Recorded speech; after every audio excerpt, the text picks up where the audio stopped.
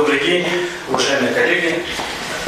Все вы прекрасно знаете о дискуссиях и обсуждениях, которые развернулись у нас в средствах массовой информации, в WhatsApp, среди общественных объединений и профсоюзных организаций о стандартах структуры и параметров минимальной сети объектов социальной инфраструктуры Республики Саха-Якутия, утвержденных постановлением правительства Республики номер 202 от 25 июня 2018 года. Мы с пониманием относимся ко всем тревогам. Любые изменения в социальном блоке, они касаются всех слоев населения и затрагивают практически каждого жителя. Именно поэтому сегодня мы пригласили ответить на ваши вопросы, провести пресс-конференцию по тем наболевшим вопросам председателя правительства Владимира Викторовича Солодова. Хотелось бы немножко рассказать о регламенте. Вначале я представлю слово Владимиру Викторовичу, после этого ответим на ваши вопросы. Поэтому предлагаю приступить сразу к работе. Владимир Викторович. Спасибо, Тимофей Авдеевич. Уважаемые коллеги, добрый день. Действительно, сегодня мы обсуждаем одну из, наверное, наиболее актуальных и наиболее волнующих население Республики Саха-Якутия тему, связанную с реорганизацией сети учреждений социальной сферы. Я предлагаю в качестве основного примера сосредоточиться на сфере образования, поскольку сеть образования наиболее обширная, и именно она в большей степени и обсуждение вызывает, и больше вопросов по ней возникает.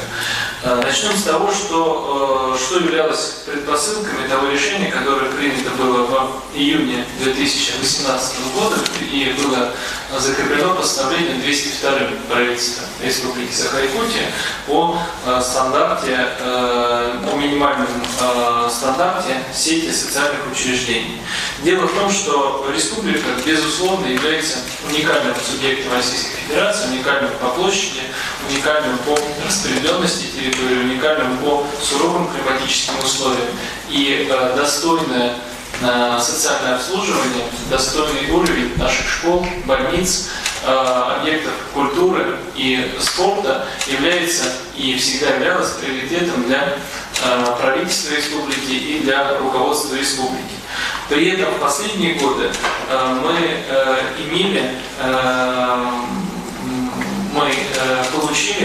наблюдали скачкообразный рост расходов на социальную сферу. Если мы обратимся к цифрам, то в настоящее время более 50% консолидированного бюджета республики расходуется на содержание бюджетной сферы. И в общем расходы, например, на образование с 2012 года по 2019 год увеличились с 40 миллиардов рублей до 72 миллиардов рублей. С одной стороны, это очень хороший знак и показатель, что мы действительно на деле подтверждаем социальный статус нашего государства, социальный статус нашей республики. Подтверждает это и то, что огромные средства были и продолжают направляться на развитие самой инфраструктуры образования. В общей сложности с 2012 по 2018 годы на строительство только объектов образования, школ и детских садиков, было потрачено порядка 35 миллиардов рублей. И, как вы все хорошо знаете, в год мы в республике строим не менее 10 школ. При этом одновременно расходы, когда они растут настолько скачкообразно, этот рост он может и грозит стать неуправляемым. И я напомню вам, что в июне прошлого года правительство столкнулось с серьезным дефицитом государственного бюджета. Он превышал 15 миллиардов рублей. И в этот период было принято решение о том, что необходимо упорядочивание сети наших социальных учреждений и, собственно, подходы к упорядочению были обозначены в 202-м постановлении правительства. Могу сразу сказать, что это постановление не является догмой, оно не является прямым указанием к действию. Оно устанавливает подходы, в соответствии с которыми должны быть в каждом муниципалитете разработано свое видение развития социальной сферы. Еще раз повторю, 202 постановление, те цифры, которые в нем находятся, не являются прямым указанием к исполнению. Мы все знаем, что сфера образования относится к полномочиям муниципальных органов власти, и в соответствии с этими ориентирами муниципальные образования в срок до 1 сентября 2020 года должны разработать планы, в срок до 1 сентября 2019 года должны разработать планы развития сети учреждений, которые будут реализованы только к 1 сентября 2020 года. От сегодняшнего дня мы имеем 1 год и 3 с небольшим месяца до самой реализации этих изменений. Это первое, что мне хочется подчеркнуть. Второе, что, конечно, можно констатировать, что до сих пор при реализации подходов к развитию социальной сферы недостаточное внимание мы уделяли диалогу с муниципальными образованиями. Мы с начала 2019 года эту ситуацию активно исправляем, и уже мы отработали весь процесс от и до вместе с пилотом нашего муниципального образования, Хангаласским районом, и сегодня Алексей Григорьевич присутствует здесь. Если будут какие-то вопросы более конкретные по Хангаласскому району, можно будет ему адресовать. С Хангаласским районом мы весь процесс от начала до конца проектирования сети учреждений уже прошли. Этот процесс носит, безусловно, двусторонний характер. Это диалог между, с одной стороны, курирующим министерством, в данном случае Министерством образования, который видит развитие всей сферы целиком, и с другой стороны, руководством муниципального образования района, которые, будучи избранным населением, отражает понимание и предпочтения населения относительно того, как оно видит функционирование социальной сферы в дальнейшем. Теперь про цели. Какие цели мы перед собой ставим, говоря о реформировании сети учреждений социальных? Цели две. И я сразу хочу сказать, что экономия государственных средств не относится к основным целям реализации данного постановления. Наша цель – это повысить качество государственных услуг в каждой сфере социальной жизни. Возьмем образование. Я уже приводил цифры, насколько выросли расходы на образование в Республике Саха-Якутия. Но одновременно, если мы посмотрим на качественные показатели, то они в последнее время, к сожалению, имеют тенденцию к снижению. Например, средний балл ЕГЭ, возьмем такой показатель. Если несколько лет назад, 5-7 лет назад, основная часть баллов ЕГЭ находились в так называемой зеленой зоне, то есть были выше среднероссийских по Республике Саха-Якутия, то планомерно количество желтых, а потом красных строчек увеличилось. Сейчас по всем предметам мы находимся ниже ватерлинии, мы находимся ниже средней по стране. И такая ситуация недопустима. Понятно, что это средняя температура по больнице. У нас до сих пор сохраняются, у нас есть школы, ученики, которыми мы гордимся. Я буквально недавно, будучи в Новосибирске, с большим удовольствием встречался с детьми из Якутии, не только из Якутска, там и из Ленска дети, из самого Якутска, из районов центральной части Якутии, которые учатся в физико-математическом интернате в городе Новосибирске, который отбирают лучших детей в стране. Наша задача, чтобы у каждого ребенка, который учится в Республике Саха-Якутия, была такая же возможность. Была возможность, получив качественное школьное образование, продолжить обучение на территории республики, за ее пределами в лучших высших учебных заведениях и быть реализованными в современном мире. Но, и повторюсь, что у нас есть школы, которыми мы гордимся, которые дают лучшее в стране по праву образования. Только что мы тоже были свидетелями того, какие результаты на олимпиадах школьных наши дети получали. Но одновременно будем честными. У нас есть очень большое количество школ, в которых образование неудовлетворительно, в которых несколько лет подряд ни один ребенок не поступает в высшее учебное заведение, в которых средний балл ЕГЭ не дотягивает до минимально приемлемых результатов. И мы не можем с этой ситуацией мириться. И именно это является основной целью развития нашей сети образовательных учреждений. Мы должны привести качество нашего образования к необходимым стандартам. И это основная наша задача. Вторая задача, сопутствующая, связана с тем, что мы не можем больше средств выделять. То есть мы должны остаться в том бюджете, но при этом обеспечить рост качества. Вот в этом и заключается цель наших преобразований, которые мы проводим и будем проводить. При этом, поэтому, когда вот задаются вопросы об обсуждениях, касаются, сколько денег мы, как правительство, хотим сэкономить на образовании, куда мы их хотим направить, у меня, как у председателя правительства, могу за правительство говорить, нет задачи сэкономить на сфере образования. У нас есть задача, чтобы каждый рубль, вложенный в сферу социальную, в данном случае в образование, давал максимальный эффект, давал максимальный результат с точки зрения качества услуг. И исходя из этого мы будем дальше корректировать все изменения, которые будут происходить.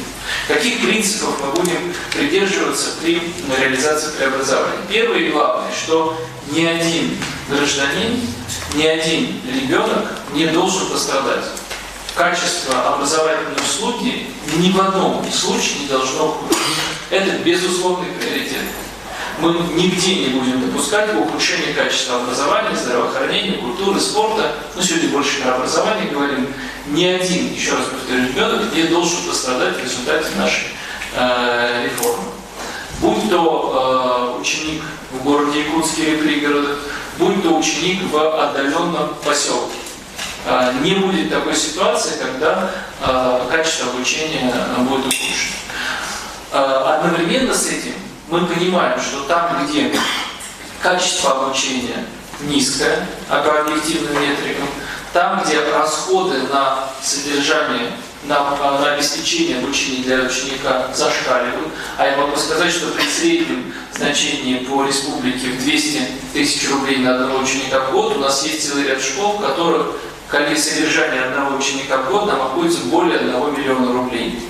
Так вот, там, где качество низкое, стоимость высокая, и там, где есть решение с точки зрения транспортной доступности, мы будем предлагать главам районов и профильных учреждений вместе с нами, с правительством, с Министерством образования и науки Республики Саха-Якутия выработать подход, который бы позволил повысить качество обучения. За счет чего? За счет основные вещи, они будут носить административный характер. Это объединение учреждений юридических лиц в случае, если в одном поселении есть несколько учреждений одного профиля. Это позволяет сократить расходы на административный персонал и высвободить их направить на развитие самого образования. Это определенное сокращение административно-управленческого персонала, потому что у нас есть примеры школ, где количество общих сотрудников превышает количество учеников.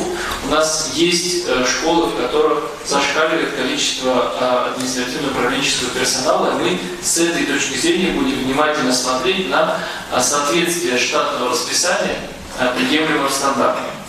Это по желанию и при согласовании с главным районом и с родительским сообществом внедрение дополнительных механизмов для обеспечения образования, будь то перевозка детей в автобусе из одного поселка в другой. В качестве яркого примера, где мы уже это сделали, могу привести Верхнеколымский район, где дети до этого года учились в Верхнеколымске. С этого года на удобном автобусе они транспортируются в поселок Зырянка и там получают более качественное обучение.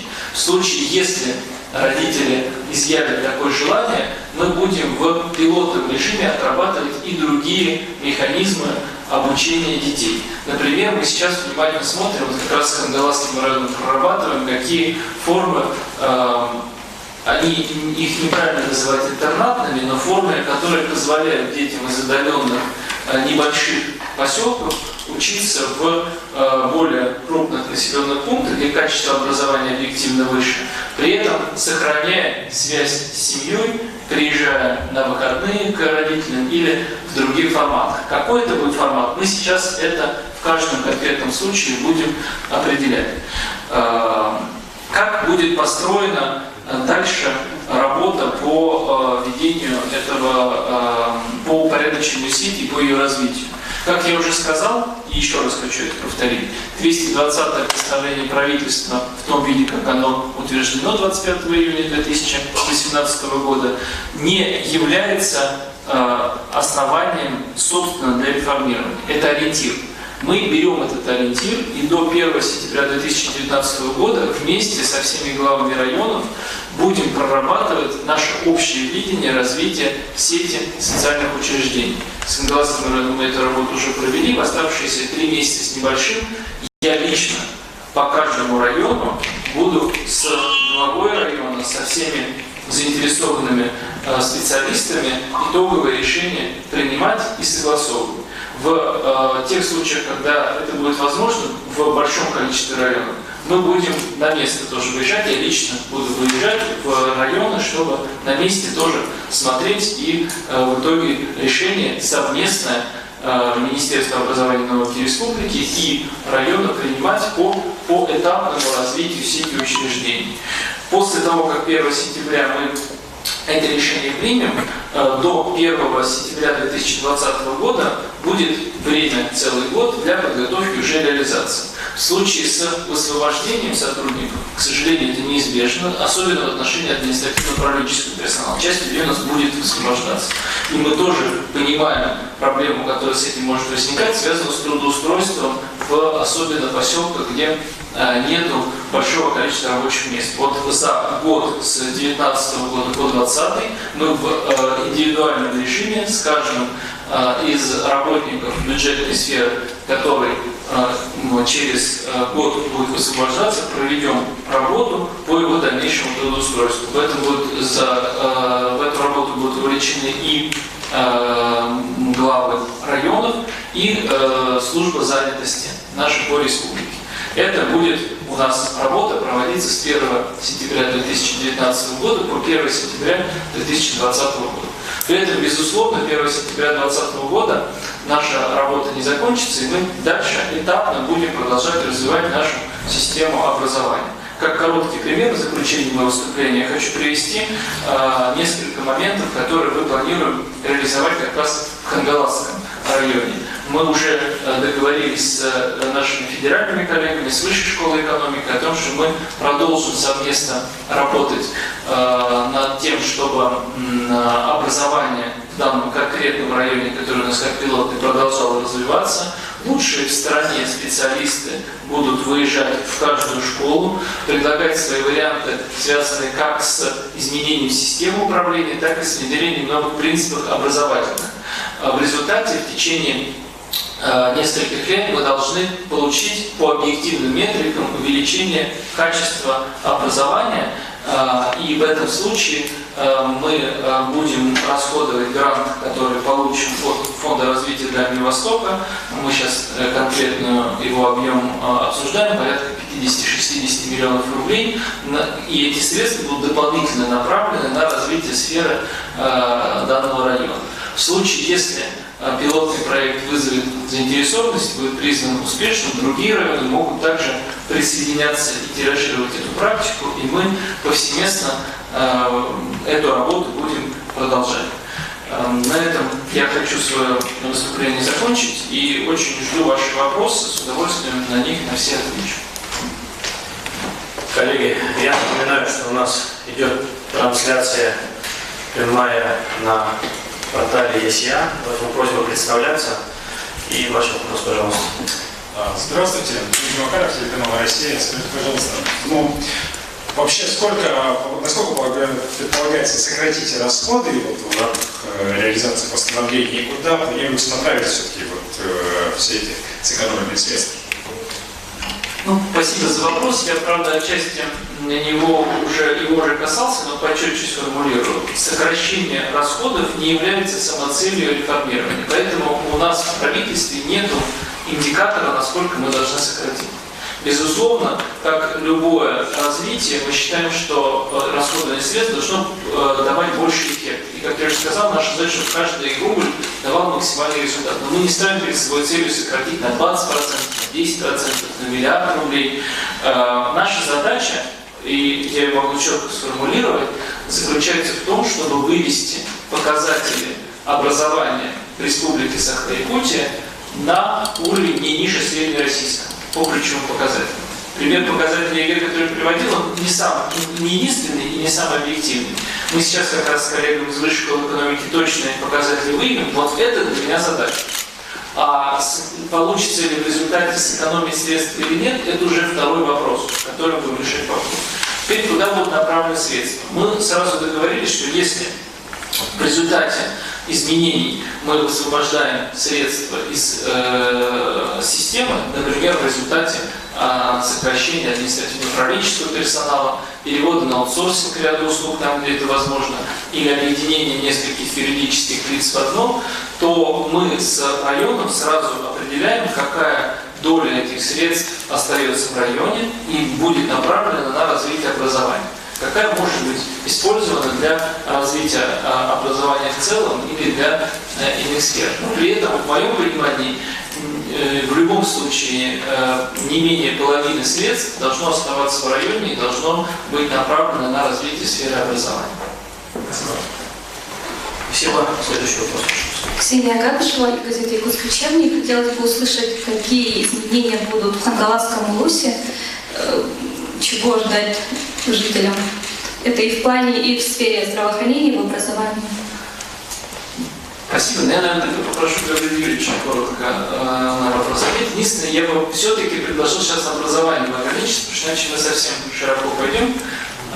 Не знаю, как удобнее вам, чтобы это было видно. Добрый день, уважаемый Владимир Викторович, уважаемые журналисты. Я бы хотел коротко остановиться на этих моментах. Это даже мы называем не оптимизация, а скорее систематизация бюджетной сферы. Потому что это касается та работа, которая будет проводиться именно по упорядоченному количеству юрлиц, она у нас уже ведется с 2009 года. И буквально за это время, только в прошлом году у нас было ликвидировано 16 юридических лиц. Ну, получается, это сокращение административного управленческого персонала. Потом это получается та работа, которая будет проводиться в части именно систематизации педагогического персонала. Ну и потом те вопросы, которые касаются в части расходов по систематизации, расходов на коммунальные расходы в каждом бюджетном учреждении. Это получается те направления по энергосбережению. Ну и потом та практика, которую мы сейчас сказали. Сейчас у нас вот, благодаря совместной работе с правительством, у нас именно такие пилотные проекты, как вот сейчас идет строительство в селе Акимца школы сада. Это получается уже с самого начала будет одно юридическое лицо. И эта практика, я думаю, будет продолжена в масштабах всей республики, масштабирована. Ну и третье, которое хотел бы сказать, что все-таки в сельском населенном пункте нашей республики будет внедрена практика, когда будет школа все-таки является самым важным социальным объектом. И у нас не секрет, что некоторые сети учреждения здравоохранения находятся не в очень хорошем состоянии. И получается, если есть возможность, там, где у нас старая холодная больница, их можно будет их объединить в одной школе, если это позволяет возможности, при обеспечении наличия отдельного входа. И это получается для всего села это будет намного удобнее. Это будет единственный социальный комплекс. Бюджетная сфера на уровне муниципального района получает определенную экономию расходов бюджетных средств на содержание данного объекта, потому что часть расходов будет, соответственно, компенсироваться за счет возмещения коммунальных расходов за счет бюджета республики. И думаю, эта работа будет продолжена. Ну и та работа, это действительно не пошатный край в области аутсорсинга. Это работа, которая касается организации питания, клининговые услуги, уборка, ну и другие. Конечно, вот есть свои определенные вопросы, все-таки оплата тех работников, надо рассчитывается по субвенции. Ну и я думаю, что еще тот эффект, который сейчас уже упомянул Владимир Викторович, это который касается пилотного проекта Межэкономбанка и Высшей школы экономики. В будущем году, буквально с этого года, с июля 2019 года, в образование нашего вуза будет вложено сроком на 3 года порядка 6-7 миллионов рублей от инвестора. Это получается у нас лучшие практики дистанционного образования будут, лучшие педагогические методики, и это будет опробировано. А через 3 года мы, получается, должны получить эффект, который будет потом последующим растиражирован на всю республику. Я не думаю, что надо этого бояться. Но, конечно, всегда вызывает определенные тревоги и опасения. Но, тем не менее, эта работа, получается, человек должен сделать шаг.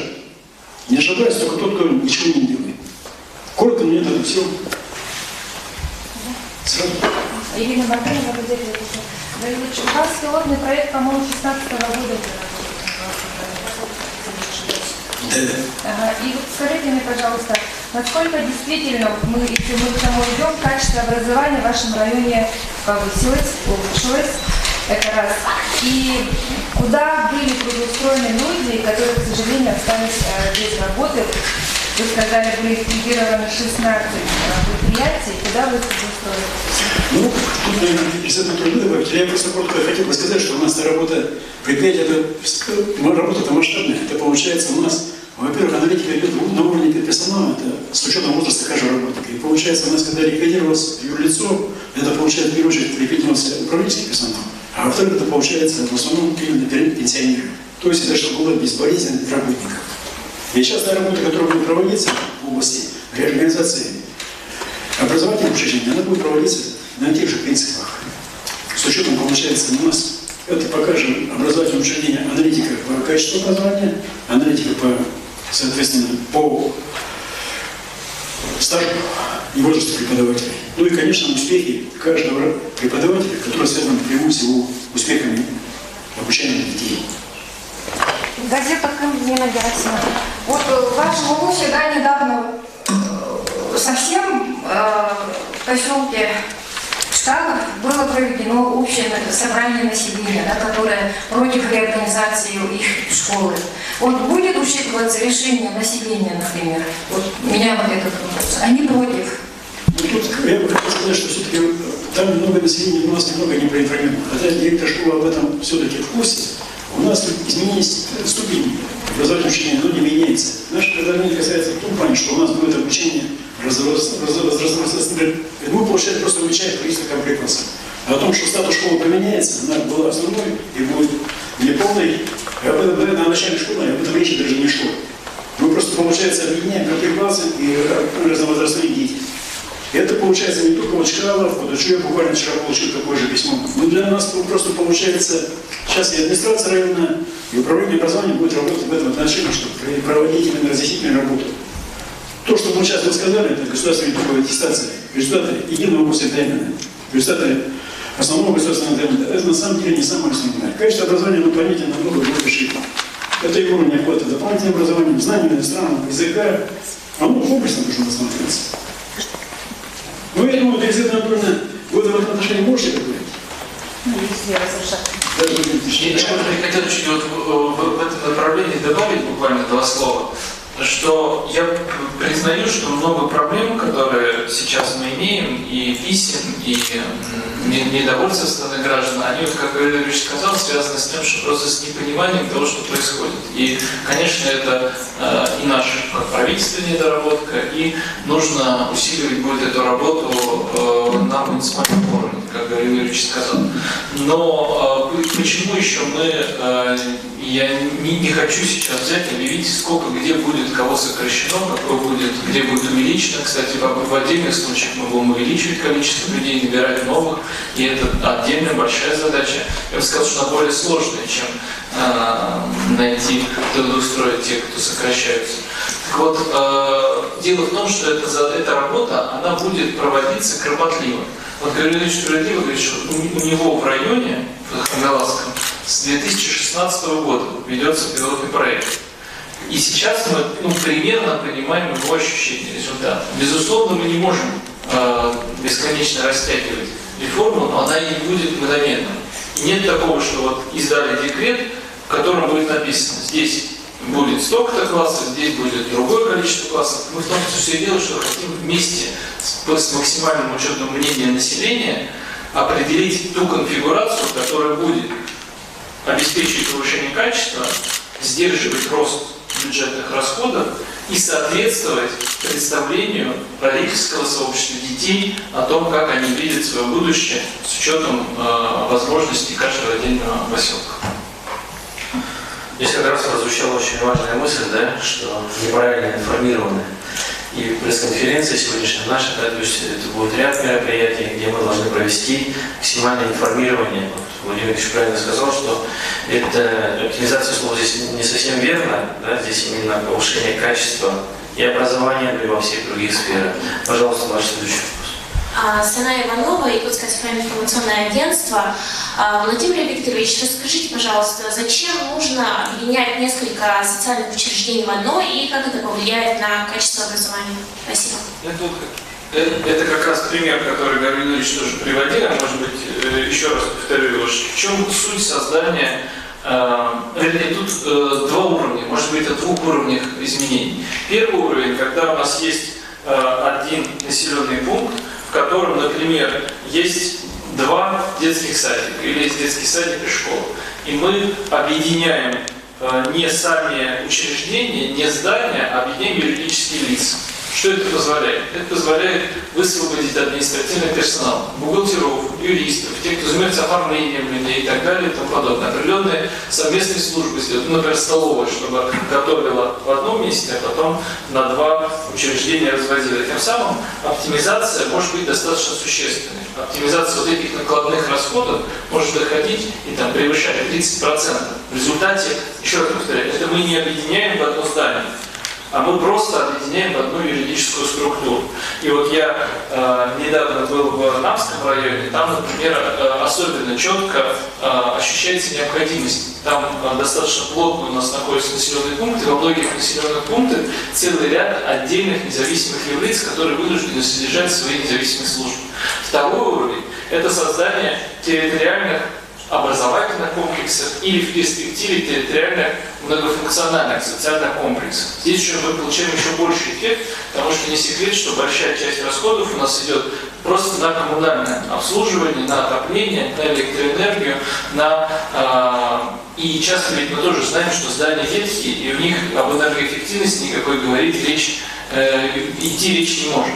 Так вот, в перспективе, особенно там, где мы будем строить новые школы или новые социальные учреждения, мы будем настаивать на многофункциональном их использовании. В случае, если речь идет о небольших населенных пунктах. На цифрах я могу сказать, что из общего расхода, который превышает 70 миллиардов рублей на образование, я сейчас только знаю, 72 миллиарда рублей, у нас из этих средств порядка 48 миллиардов рублей – это фонд оплаты труда, 46,8 миллиарда рублей. А материальные затраты, то есть это как раз затраты на обслуживание, это 18,8 миллиардов рублей. То есть вот эта сумма почти 20 миллиардов рублей на всю республику, которую мы можем сокращать и которая не связана с рабочими местами никак. И не связано с образованием даже. Это связано с отоплением, с коммуналкой, с электричеством и поддержанием наших зданий. И, конечно, эту работу можем мы продолжать, в том числе объединять, создавая комплексы зданий, комплексы, вот эти территориальные комплексы. Но это вопрос сложный, касается и санпинов, то, что говорили, что там отдельные входы должны быть и так далее, мы прорабатываем это. И мы сейчас выходим с инициативой на федеральный уровень с тем, чтобы вот такие многофункциональные комплексы были включены в законодательство, и мы могли их строить там, где новые здания не создают. Ну, Хангаласский район. Можно вот сюда, чтобы вас все видели? Поделиться опытом.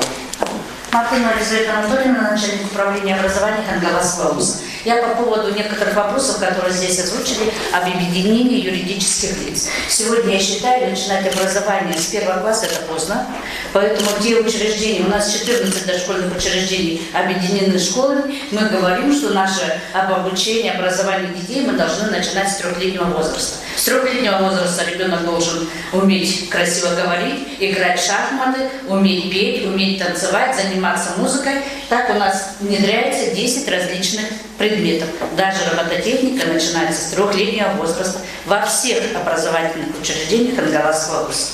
Так как у нас все-таки подушевое финансирование, кроме 8 малокомплектных школ, то вся экономия от АУП, она остается в этих же образовательных учреждениях. Но мы эти средства перераспределяем на дополнительное развитие детей. Дети не только, то есть воспитание, образование детей не только определяется результатами ЕГЭ, коммуникативность, говорить, дебаты, робототехника. То есть мы детям даем возможность развиваться в 10 наших различных проектах. За последние 5 лет мы могли расширить количество обучающихся в музыкальных школах за счет увеличения перераспределенных штатов, количество занимающихся в ДЮСШ, если посмотреть по спартакиаде школьников, у нас по некоторым значительно хорошие результаты. Мы увеличили количество детей, которые посещают художественную школу за счет открытия филиалов на слегах. И мы считаем, что независимо от того, где ребенок живет, либо это в последнем поселке Висиди, либо он Покровский, он тоже хочет заниматься музыкой, тоже хочет заниматься рисованием, искусством и так далее. У нас сегодня те средства, которые высвобождаются, они перераспределяются на те точки, которые у нас сегодня еще не реализованы. Это первое. Второе, когда мы, постановление 202, это такое постановление, которое носит рекомендательный характер. Это не значит, что слепо будет так. Вот мы сегодня осознаем, что население у нас взволновано, если будет понижена ступень. Но у нас в последние годы есть понятие малочисленные школы. В этих малочисленных школах количество детей у нас мало, подушевой, и зарплата у учителей была небольшая. С целью увеличения заработной платы в малочисленных школах, допустим, в классе 6 детей, 8 класс физкультуры, делится на мальчики и девочки. Учитель учит 3 урокам физкультуры, какие игровые виды спорта можно обучить с 3 детьми. Поэтому у нас уже 2 года его вводится в таких школах, и малокомплектных, разновозрастное обучение по различным предметам. Либо в классе 1 ученик, но это буквально репетиторство, но почему-то этот ученик никогда не бывает отличником по окончании 11 класса. А почему? Потому что каждый учитель подходит ответственно. Каждому уроку, этому одному ученику нужно подходить, знать очень много. У него времени передышки нет, и происходит психоэмоциональное выгорание ребенка. Он дальше уже устает учиться. И, соответственно, в малокомплектных школах, там, где у нас, возможно, очень большие такие, может быть, нежелание сокращать ступень, мы переходим на методику, не на методике, она у нас есть приказом министра образования 2008 года, дополненной редакцией 2011 года, создание разновозрастных классов. Разрешается учить 1, 3, 1, 2 и так далее, до 8 класса, кроме выпускников. Тогда у нас Владимир Викторович отпадает создание наибольшего количества интернатов. Переселять по 10-20 детей или возить, это чревато. Мы пойдем по этой методике. И чисто научно доказано, если у ребенка есть конкурентоспособность, то есть конкуренция в классе, если есть взаимодействие, это еще и методика, раньше была коллективного способа обучения, я думаю, вместе с Всемирным банком и его поддержкой мы какую-то новую картинку сделали. Пока кратко так, спасибо. Саша Александрова, Юсиктеру. Хотелось бы услышать более конкретные цифры. Сколько средств высвобождается вообще по итогам? Все-таки. Я еще раз повторю, что поясню, почему мы не говорим конкретные цифры. И я сразу тоже скажу, что все те цифры, которые есть сейчас в публичном пространстве, это дезинформация. Потому что даже у меня никаких цифр нет конкретных. Потому что мы идем другим путем. Мы не сделали так, чтобы мы сели, посчитали, сколько кого мы должны преобразовать, сократить, а где добавить. И сдали это, я тогда бы сообщил вам. Мы более сложным, с одной стороны, на мой взгляд, более правильным путем идем. Мы вместе с муниципальными образованиями сейчас эти планы готовим. Они будут подготовлены до 1 сентября 2019 года. 1 сентября 2019 года каждый муниципальный район получит ориентир, мы вместе его согласуем, как будет развиваться социальная сфера. В этот момент я смогу вам сказать, но опять же, тогда мы сможем просуммировать все вместе и дать ответ. Но точно мы не хотим к этому подходить без внимательного обсуждения и без максимального учета позиции населения. Сколько будет сокращено денег, мы даже в этот момент не ответим. Потому что мы делаем это не для того, чтобы сэкономить средства. Я это еще раз хочу повторить. Мы это делаем, чтобы повысить качество без увеличения расходов. Фактически эти цифры-то будут? 1 сентября 2019 года мы будем понимать, как будет устроена сеть и сколько будет сотрудников. Но это не означает, что будет четко, ведь бюджет не вытекает сразу. То есть у нас будет, во-первых, этапы формирования, будет высвобождения людей. Будет дополнительные средства, как я уже говорил, мы по каждому уровню будем согласовывать, сколько из высвобождаемых средств будет оставаться в районе, на какие средства они будут направлены. В моем понимании, не менее половины средств, которые будут высвобождаться по каждому району, они должны в районе же и оставаться, для того, чтобы быть направлены на развитие именно этой территории, которая работает. Поэтому я в данном случае не сторонник вот таких больших агрегированных цифр. 1 сентября 2019 года общая картинка у нас будет получена путем вот этого внимательного диалога. Спасибо. У меня несколько вопросов. Да, пожалуйста. Вы сказали, что в Верхнеколымске еще там школа закрывается, кажется, да? И вот эти люди, где они будут работать? Вы сказали, что когда, в своем выступлении отметили, что будете там в индивидуальном порядке как-то согласовывать и людей куда-то распределять. А вот этот коллектив школьный, он куда-нибудь будет трудоустроен? По конкретному примеру с Верхнеколымском мы сегодня главу или представителя управления образования не пригласили, вот на то, как Григорий Юрьевич пригласили. Я сейчас, конечно, по фамилии не владею информацией. Я просто вспомнил, что я был в Верхнеколымске, мы эту школу обсуждали подробно, что там действительно качество обучения может возрасти и расстояние не такое большое до Зырянки. Так вот, сейчас автобусом дети перевозятся. Если вас этот вопрос интересует, я запрошу информацию по трудоустройству. Я просто спросила, потому что вы упомянули это. Но это мне не то, что заготовленный кейс, я просто был в Верхнеколымске, поэтому вспомнил эту школу. Да, еще вы сказали, что вот, дети, которые будут учиться вдали от своих семей, сел, они не будут проживать в интернатах, а где они будут жить? Смотрите, как это будет устроено? Мы сейчас прорабатываем несколько моделей. Одна из моделей – это развитие интернатов традиционных, и это тоже мы будем смотреть. Вторая модель – и это то поручение, которое правительство дало Василию Сергеевичу, проработать эту модель, чтобы для детей в районных центрах, где нет интернатов, мы обеспечили возможность финансирования проживания, например, у родственников, дополнительных доплат. Как это будет сделано сейчас? Мы находимся в процессе разработки. То есть сейчас нормативно-правовая база для этого готовится, и отдельно мы будем обсуждать. Но это вначале будет эксперименты тоже, потому что никогда такие механизмы не применялись. И только после этого это может получить массовое распространение.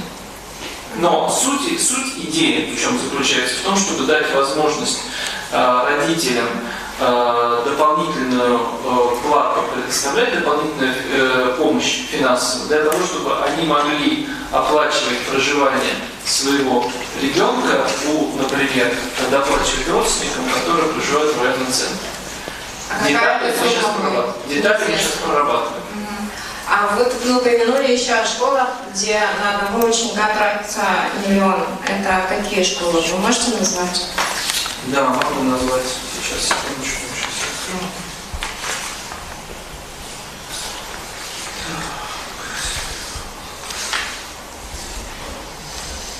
Так, вот смотрите, по расходам на одного воспитанника. В среднем по республике они составили 217,8 тысяч рублей. У нас такие расходы. При этом в 130 учреждениях расходы превышают 300 тысяч рублей. У нас 130 таких учреждений по всей республике. При этом в 24 учреждениях более 500 тысяч рублей. На более 1 миллиона это село Берег Юрдя Миконского района, Толупчан называется школа, 1 миллион 323 тысячи рублей. Село Харатумул Миконского же района, 1 107,7 тысяч рублей.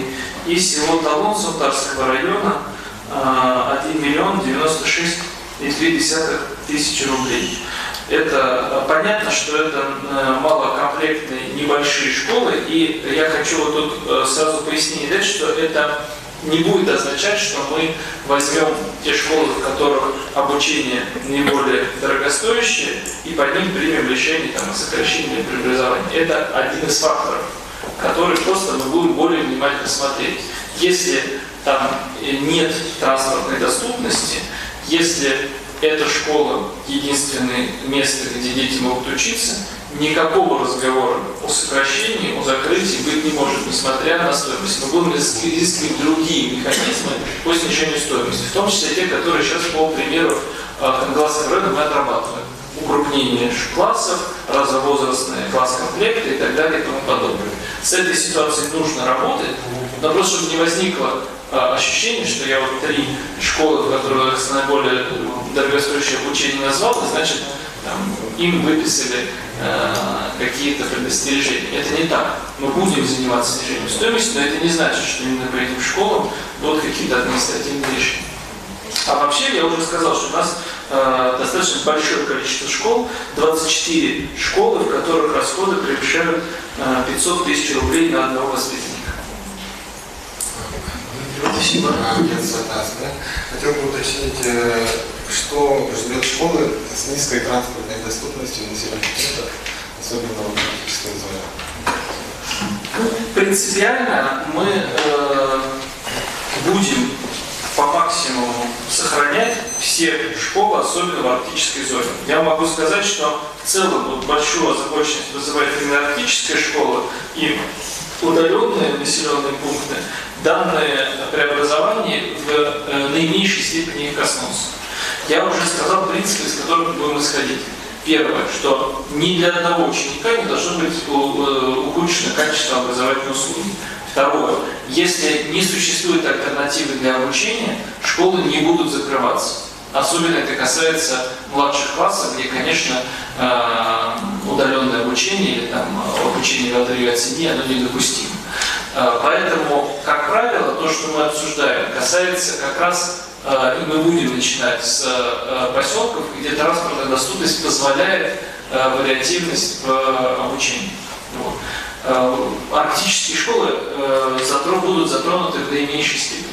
Я сейчас не хочу говорить, что ни одну арктическую школу мы не будем преобразовывать, потому что преобразования нужны и там. То, что мы говорили, если будет строиться новая школа, то она будет совмещена с детским садиком и, например, медицинским учреждением. Мы будем идти по укрупнению юридических лиц, мы будем смотреть за административно-управленческим персоналом и так далее и тому подобное. Но точно мы по арктической зоне не будем допускать резких решений, таких как закрытие школ, таких как сокращение сети. Спасибо. Здравствуйте, Коршун Ксения, Интерфакс. Хотелось бы более подробно остановиться на вопросе сокращения штатов. Каким образом и кого в большей степени коснется это административного персонала или педагогов? Ну, во-первых, в первую очередь коснется административного управленческого персонала, но это ответ общий. Видите, я сейчас и пытаюсь донести мысль, что мы в каждом конкретном случае будем индивидуально подходить в каждом муниципальном районе. Не будет одного квадратно-гнездового способа. Да, есть некоторые принципы, так называемые модельные штатные расписания, которые устанавливают, сколько примерно должно быть соотношение управленческого персонала к сотрудникам. Ну, например, что если учителей мало, то не должно быть там 5 завучей. У нас есть такие примеры школ. Что какая категория модельных расписаний, в принципе, есть рекомендации по передаче на аутсорсинг определенных категорий услуг. Но даже в таких случаях мы не будем автоматически их применять, потому что в случае с удаленными населенными пунктами не всегда существуют возможности для организации аутсорсинга. Аутсорсинг – хорошая вещь там, где есть достаточный спрос на нее, а там, где это небольшой населенный пункт, аутсорсинг не применим. Поэтому еще раз отвечая на ваш вопрос, в первую очередь будем исходить из необходимости оптимизации административно-управленческого персонала, и педагогические кадры будут затронуты в наименьшей степени. Но там, где мы видим, что без ухудшения качества, тем не менее, сокращение кадров возможно, мы такие решения тоже будем рассматривать. То есть вот я хочу донести мысль, что мы не будем рассматривать школы и учреждения социальной сферы как место для трудоустройства. Это место для получения важнейших услуг для развития детей, для лечения, для воспитанием подрастающего поколения. Поэтому критерий трудоустройства для нас не будет главным. Главный для нас, первоочередной, это качество образования, которое оказывается в той или иной школе, в том или ином детском саду. Это вот вы, получается, в течение 3 месяцев, определиться, сколько людей вы будете сокращать. К 1 сентября, у вас будет список, какое количество людей. Вы дальше с этими людьми, педагогами, этим персоналом будете работать, пытаться трудоустроить в другое место в течение какого времени? Предполагается, что в течение года мы, после того, как определим саморазвитие сети, как она будет, новая конфигурация выглядеть, проведем работу по ее осуществлению на практике до 1 сентября 2020 года. То есть не с 1 сентября 2019 сразу будет сокращать? Нет. У нас год будет, и эта работа будет выстроена индивидуально в муниципальном районе с активным участием службы занятости. Возможно, мы будем осуществлять помощь в переквалификации, возможно, мы будем помогать создавать какие-то дополнительные рабочие места и так далее и тому подобное. Это такая штучная работа, и мы точно не предполагаем с плеча резких решений здесь принимать, уж тем более, еще раз повторю, с 1 сентября 2019 года никаких решений принято не будет. Будет утвержден план дальнейшей работы, а все решения будут реализованы с 1 сентября 2020 года. У меня уточняющий вопрос. А как будут сокращать сотрудников предпенсионного возраста? Сотрудники предпенсионного возраста — особая зона нашего внимания. Я сейчас единого подхода у нас специального по этой реформе нет. Но тут, мне кажется, вы 2 разные проблемы объединили в один вопрос. То есть, с одной стороны, мы понимаем, что те люди, которые будут уходить на пенсию, с ними сейчас у нас более внимательная работа с точки зрения их дальнейшего трудоустройства или дальнейшей адаптации.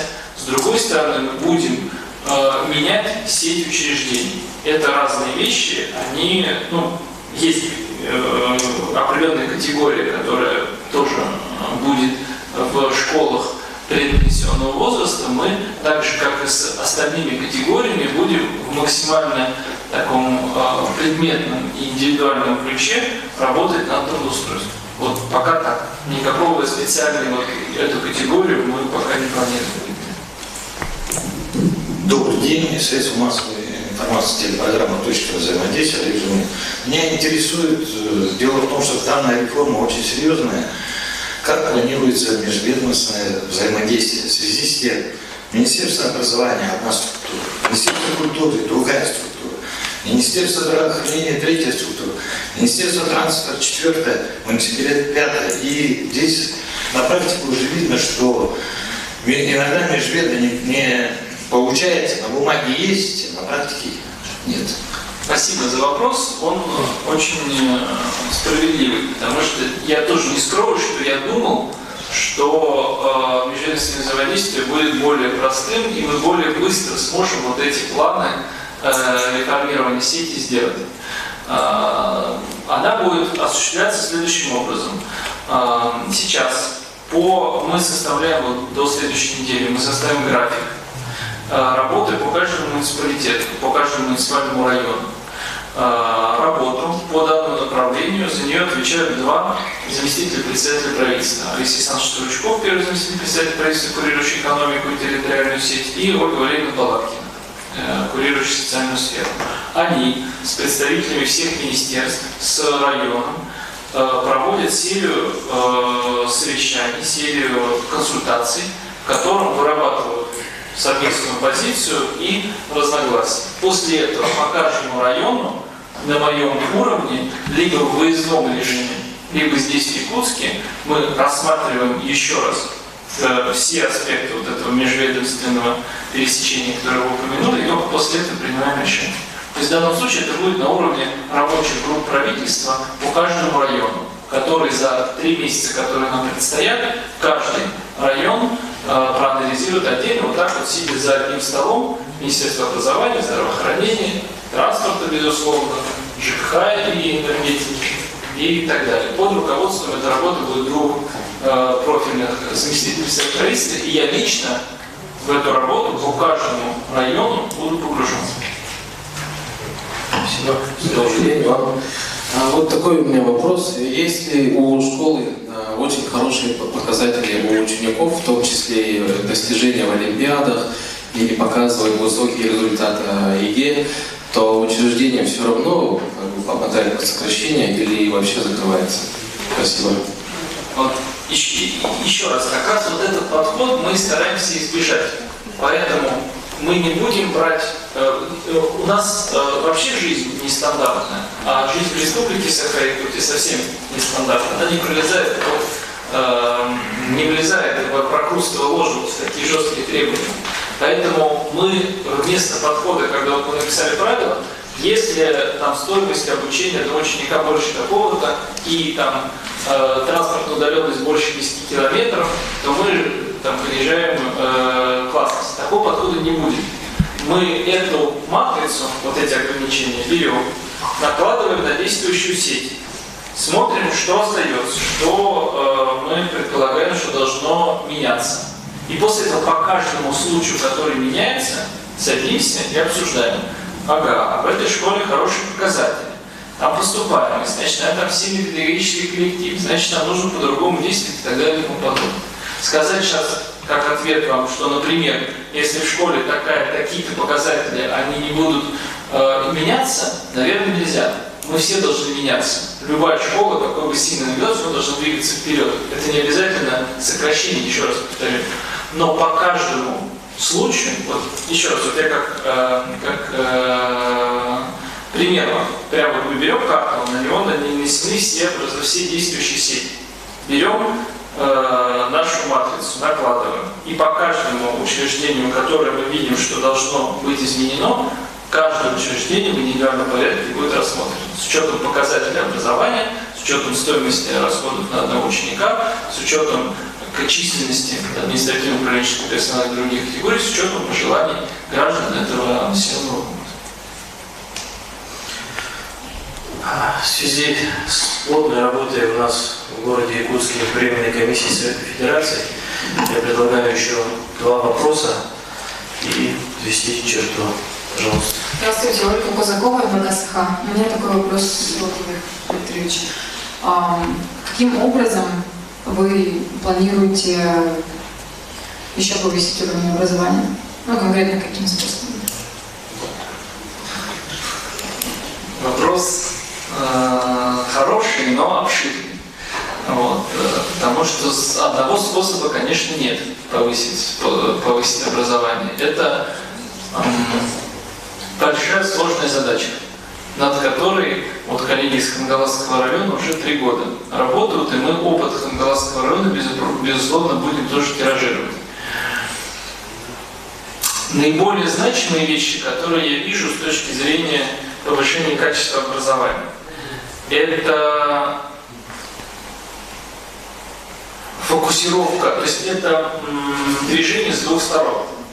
Вот если мы возьмем весь массив учащихся в Республике Саха-Якутия. У нас в Республике Саха-Якутия, если не изменяет память, учится порядка 140 тысяч детей в школах. Да? 140 тысяч, нет, я просто проверяю с сотрудниками. Вот, память свою. 140 тысяч человек. Из них есть люди, дети с выдающимися способностями.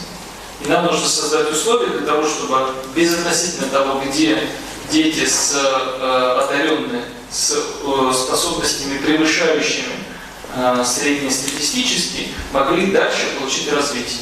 И та задача, которую перед нами ставит глава Республики Арсений Сергеевич Николаев, чтобы такие дети могли возможность развиваться не только на уровне республики, и даже не только на уровне России, а на уровне мира в целом. Вот для этого мы будем развивать Малую Академию Наук, мы создаем целую сеть учреждений вокруг Малой Академии Наук. Буквально на следующей неделе будем с Всероссийским центром «Сириус» здесь встречаться по обсуждению взаимодействия и так далее. То есть это первая часть. Дать возможность детям раскрыть свой талант. И его дальше, безотносительно того, где ребенок живет, реализовать. Здесь я лично очень верю в дистанционные технологии. Мы все знаем, что в советское время активно применялись заочные математические школы, как были такие тетрадочки, которые присылались по почте, ученик решал их, отправлял обратно по почте. И, допустим, в Новосибирске или в Москве, в МГУ, учителя проверяли и давали задачи повышенной сложности. Или там комментировали. Вот сейчас вместо тетрадочек у нас есть прекрасное средство, называется интернет. И образовательная среда. У нас она пока не развита. От слова совсем. И это большая штука, в которую я сильно верю. Потому что она позволяет, еще раз, любому ребенку получить доступ к всему богатству образовательного контента.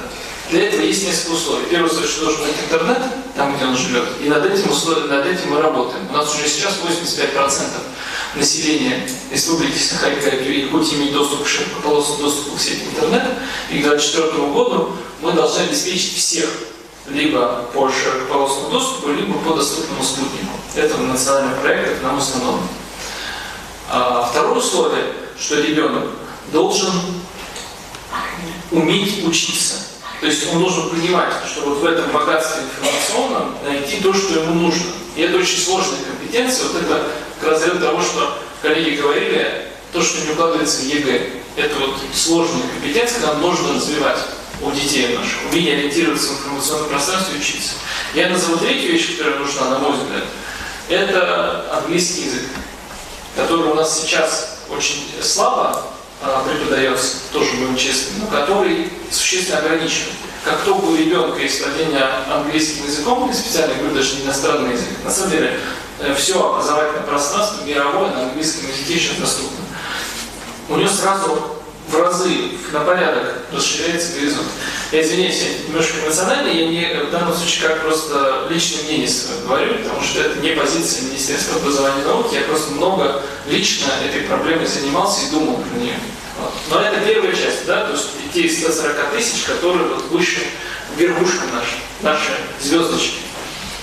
Есть после этого топ-линия, некий минимально приемлемый стандарт. Для меня это среднероссийский, я уже это говорил. И вторая задача – это вот все, что находится, а у нас это такой айсберг, который немножко торчит, а все остальное внизу находится, под ватерлинией. Чтобы вот все из-под ватерлинии вытащить. Что для этого нужно сделать? Вопрос сложный. Для меня ответ номер один – это внимательно работать с учителями и с их развитием, их профессионализмом, их компетенцией, их мотивацией. В конечном счете все равно образование – это учитель. И именно учитель, это не противоречит моему первому тезису про интернет, именно учитель в интернете, на печатной машинке, гусиным пером или на глиняной табличке дает знания и зажигает в ученике желание учиться. Поэтому работа с учителями, в моем понимании, это номер один. И мы уже в этом году запланировали такую систематичную оценку всего корпуса учительского сообщества, их профессионализма, их результативности, чтобы нам выявить лучших, их опыт транслировать, выявить тех, кому нужно притянуться и так далее и тому подобное. Мы сегодня больше говорим про количественные разные штучки, а как, куда мы будем трудоустраивать тех, кого уволим. А гораздо важнее понять, а кто учителя, а сколько из них выдающиеся. Их очень много у нас. Республика гордится своими учителями на протяжении всей истории. Сейчас у нас есть учителя, за которых мы испытываем гордость. Но есть, к сожалению, и те, которые не соответствуют определенным современным стандартам и так далее. Так вот, первый ответ у меня – это ученик, учитель. Второе, и это будет перекликаться с тем, что тоже коллеги говорили, это создать социальную среду. Поэтому я, например, считаю, что невозможно обеспечить качественное образование в совсем маленьких школах в старших классах. Я не верю в то, что класс с одним-двумя учениками может может воспитывать современного, интегрированного в глобальное общество нашего человека. Я считаю, что нам нужно все создавать даже в таких малокомплектных школах. Вот то, что очень интересный опыт есть, вот эти разноуровневые, разноклассовые коммуникации. Это второе.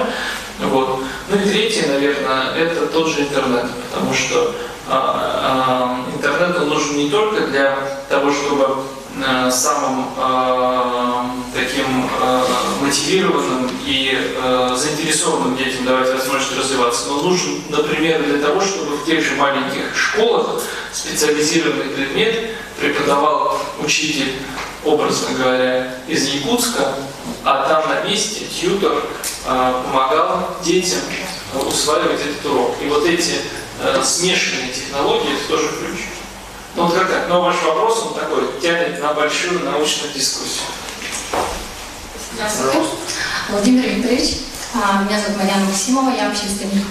Я бы хотела уточнить о пилотном проекте. Не думаете ли вы, что вы торопитесь с введением стандартов, так как мы результатов нигде, например, лично я, да, с теми людьми, с которыми я общалась, мы нигде не видели результатов этого пилотного проекта, нигде в СМИ не были никакие цифры приведены об этом пилотном, какие тенденции были, улучшения вообще были. Но цифр никаких нету, поэтому вот считаете, не торопитесь ли вы с введением этих стандартов, пока мы не увидели конкретных результатов. Потому что решение о реорганизации, да, вот, обычно принимают население. Ну, должно учитываться мнение населения. Не думайте, что населению нужно доказать сначала, что эти стандарты эффективны, а потом уже внедрять. Я уверен в том, что населению нужно доказать и показать цель, к которой мы идем и что мы хотим делать. И я уверен в том, что интересы населения должны быть учтены при реформе. Торопимся ли или нет, вопрос сложный. Потому что первое, что я тут не совсем с вами соглашусь, что мы торопимся, во-первых, потому что тоже постановление, которое мы сегодня обсуждаем, 202, оно было принято еще в июне прошлого года. Прошел год. И мы пока не торопимся как раз. И более того, сейчас мы приняли решение еще меньше торопиться. И все-таки окончательно отказаться от идеологии вот этой общей стандарта к рекомендательным. Стандарты, несколько раз сегодня обещал, кстати, очень многие думают, что это обязательно. Это рекомендация, на основе которой в каждом конкретном районе мы будем вручную, без спешки, и я лично, для меня это будет одна из главных задач на следующие 3 месяца, потому что это 34 муниципальных районов и 2 городских округа, ну, их меньше степени, понятно, что затрагивают. Это большая работа, которой я лично тоже буду заниматься, с тем, чтобы мы были уверены, что мы взвешенные решения принимаем. Одновременно, после этого, смотрите, мы откладываем само решение еще на год. После этого, с 2019 года по 2020 год, по сентябрю 2020 года, еще будет адаптационный период по реализации этих решений. Мы можем отложить до 30 года. Вопросов нет. Вернее, вопрос только один. Скажут ли нам спасибо те дети, которые сейчас учатся? Нужно ли нам откладывать на неопределенный срок изменения системы нашей образования? Я считаю, что нет. Система образования очень консервативная. Те дети, которые сейчас поступают в школу, закончат ее через 11 лет. Это будет 2030 год.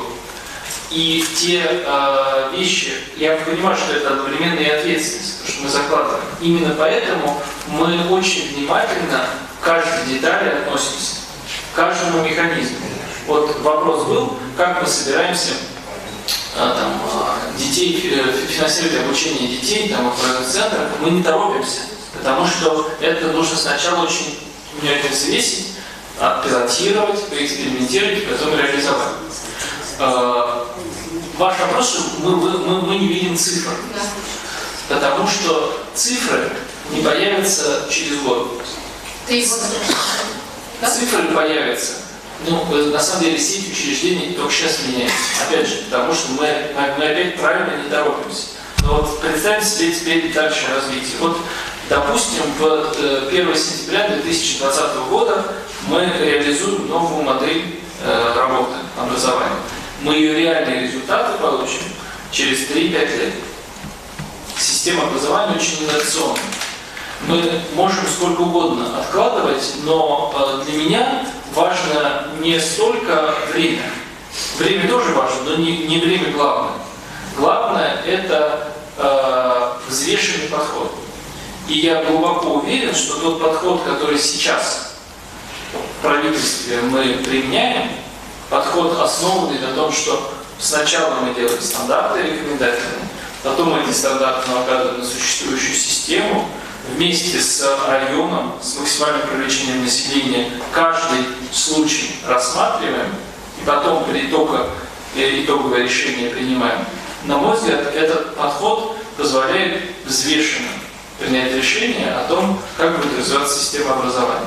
И последний момент, что, я это говорил вначале, еще раз подчеркну, что это не то, что мы взяли один раз какое-то решение приняли, ну типа, раньше учились 10 классов, сейчас будем учиться 11 классов. Раньше сдавали экзамены вступительный в вузах, сейчас сдают ЕГЭ.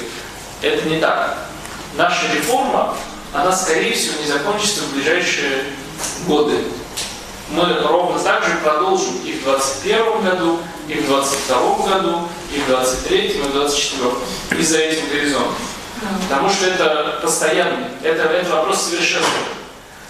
Вопрос только в том, нужно ли начать сейчас. Или нам нужно сидеть, как мы сидим, и ждать какой-то длинный горизонт, когда мы получим научно обоснованные и цифры, которые показывают уже полученный эффект. Я считаю, что мы не можем, мы не имеем права. Мы не имеем права не повышать качество обучения прямо сегодня. Это преступление в отношении тех детей, которые сейчас учатся. Мы должны, если мы понимаем, что мы можем сделать решение, которое повысит качество образования для детей, которые сейчас учатся, нам надо сделать прямо сейчас. Иначе мы опоздаем. Владимир Викторович, пожалуйста, можно еще? Тогда пожелание от общественности, чтобы на местах вели разъяснительную работу, потому что я как общественник, человек, который непосредственно общается с жителями, знаю, что они думают, что это не рекомендательный характер, что это обязательный характер. Безусловно. И второй вопрос. Вы не думаете, что удержание бюджета за счет вот этих реорганизаций потом приведет к притоку жителей в Якутске, и потом придется строить новые школы, и это будет опять же затраты бюджета, наоборот, увеличение затрат бюджета. Мне кажется, если подумать... Эти эффекты обязательно просчитаем. Так, у меня еще один вопрос, заключительный. Вот сегодня мы говорили только об образовании, да, и у нас был, как пример, только вот самый хороший пилотный проект в Хангаласском улусе. А он у нас, как известно, вот рядом с городом лежит, самый удобный, самый больше населения. Да, а в других вузах совсем другая ситуация, да. Тем не менее, вот вы успокоили, говорите, что работа идет, так далее, там комиссия, так далее работает, а ваши министры совсем другое говорят, например, в Иртумене, и в Иртумене совсем другие разговоры идут. И поэтому вот пожелание, да, вот, чтобы вы еще раз устроили с нами такую пресс-конференцию подробную, да, по здравоохранению. И вообще, чтобы вы с вашими членами правительства больше выходили на журналистов, на общественность и вообще на население, чтобы это шире так, как сказать, да, обсуждалось среди населения, открыто, чтобы не было вот такого вот будораживающего какого-то вот настроения. Я принял, и на самом деле это вот предыдущие тоже рекомендации, я абсолютно согласен с тем, что я это говорил, и я признаю это как нашу недоработку, что, конечно, нам нужно усиливать разъяснительную работу, мы будем ее усиливать, это точно. Я буду проводить пресс-конференции столько, сколько нужно. Как только вы посчитаете, что нужна пресс-конференция, вы обращаетесь в Департамент информационной политики к Руслану и его сотрудникам, и я все время, которое будет, буду уделять. Я тоже давно не провел, но могу возобновить даже практику, я же вот эти прямые инстаграмы веду периодически, пожалуйста, вот хоть каждую неделю. Я готов на все вопросы любого человека с республики, не круглые сутки, но там час-полтора часа времени отвечать. Но, еще раз, я принимаю вопрос, и мы будем вместе с вами, но у меня и к вам тоже, что вы, просьба к вам, как представителям журналистского сообщества, средств массовой информации и общественности заинтересованной, что вы обращаетесь более активно к нам, чтобы вам разъяснить, и дальше становитесь носителями и распространителями правильной информации. Потому что, опять же, чего греха таить? Множество недопониманий возникает из-за того, что просто мы не дочитываем документы, что мы судим по заголовку, а не по содержанию и так далее и тому подобное. Я со своей стороны и любой член правительства будет всю необходимую разъяснительную работу проводить. Если вам что-то нужно еще пояснить, обращайтесь, будем пояснять. И дальше большая вам просьба доводить эту информацию до населения. Прозвучал вопрос про Якутск, и не приведет ли это к дополнительному увеличению. Дело не в бюджетных расходах, там гораздо более серьезный вопрос. Как вообще в будущем будет выглядеть территориальное размещение населения, говоря экономическим языком. Это тема отдельного разговора, не сейчас мы не будем его затрагивать, но это большая, такая серьезная работа. Мы ее в правительстве сейчас ведем, однозначно тут ответов нет. На определенные точечные вещи вы видите, приоритет армии, который объявляется, решения, которые связаны с благоустройством малых населенных пунктов и средства, которые на это выделяются, сохранение беспрецедентной сети социальных учреждений.